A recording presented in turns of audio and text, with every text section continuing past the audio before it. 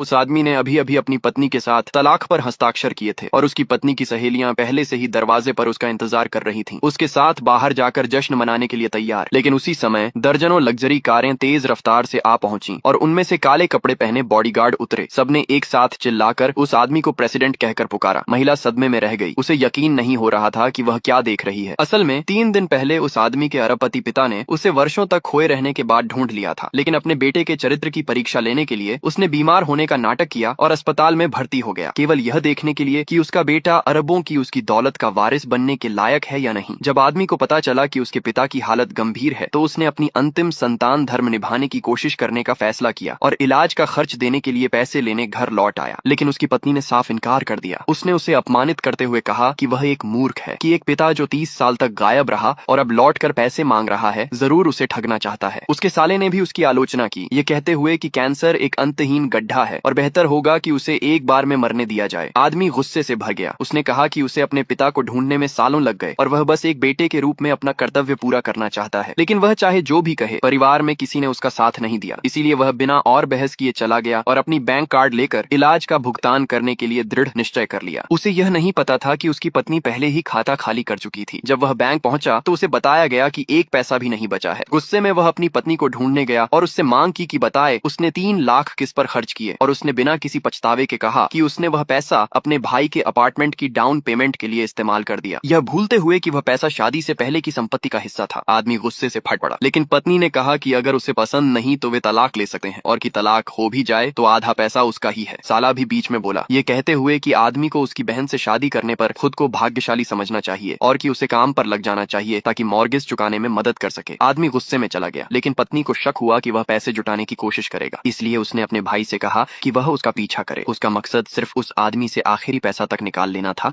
और फिर उसकी कंपनी के प्रेसिडेंट से शादी कर लेना था। इधर पिता एक प्राइवेट जेट से शहर पहुंचा और इतने सालों बाद मिले अपने खोए हुए बेटे को देखकर भावुक हो गया। फिर उसे अस्पताल में भर्ती किया गया और बेटे ने सभी मेडिकल खर्च चुकाने की पेशकश की। पिता को बहुत भावुकता हुई, लेकिन बाहर निकलते समय बेटे ने नर्स से कहा कि उसे पैसे जुटाने के लिए 1 दिन और दे दे, ये जाने बिना कि साला जासूसी कर रहा था। उसने तुरंत अपनी बहन को फोन किया। वह प्रेसिडेंट के साथ डेट के बीच में थी। जब उसे पता चला कि उसके एक्स हस्बैंड ने अपने पिता को सबसे अच्छे अस्पताल में भर्ती कराया है तो उसे लगा कि उसने उससे झूठ बोला था और उसके पास छुपा हुआ पैसा है। तुरंत उसने प्रेसिडेंट से कहा कि उसके लिए कुछ लोगों का इंतजाम कर दे। इसी बीच पिता का कैंसर पूरे शरीर में फैल चुका था और समय बर्बाद न करने के लिए अरबपति ने अपने असिस्टेंट से उत्तराधिकार समारोह आयोजित करने को कहा। वह मरने से पहले अपनी कंपनी अपने बेटे को सौंपना चाहता था। उसने कहा कि सभी स्टाफ बाहर चले जाएं, लेकिन बेटे ने मना कर दिया। उसने कहा कि वह इलाज की आखिरी रकम खुद चुकाना चाहता है और पैसे ढूंढने बाहर चला गया। उसके निकलते ही साला गुंडों के एक समूह के साथ अस्पताल पहुंच गया।